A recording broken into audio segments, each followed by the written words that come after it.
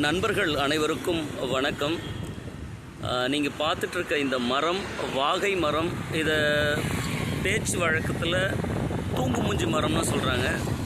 வாகை மலர் சங்க இலக்கியத்தில் வெற்றி அடைந்த வீரர்கள் சூடிய மலராக வாகை மலர் தமிழ் இலக்கியங்களில் 3000 வருஷத்துக்கு முன்னாடியே குறிப்பிடப்பட்டிருக்கு.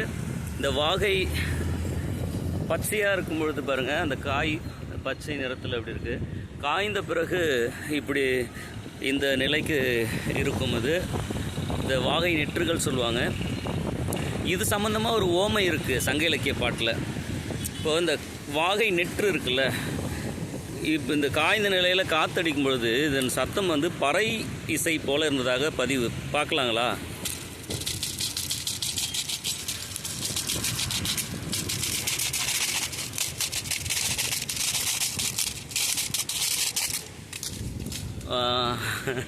சங்கத்தமிழர்கள் எப்படி அதை ஓமைச்சிருக்கிறாங்க பாருங்கள். வாகை நெற்றுகள் காற்றில் அதன் ஒளியானது அந்த சத்தமானது பறை இசை போல இருந்ததாக பதிவு. மக்களே, இந்த வாகை மரத்தை கப்பல் செய்வதற்கு அப்புறம் மரச்செக்குக்கெல்லாம் பயன்படுத்துகிறாங்க.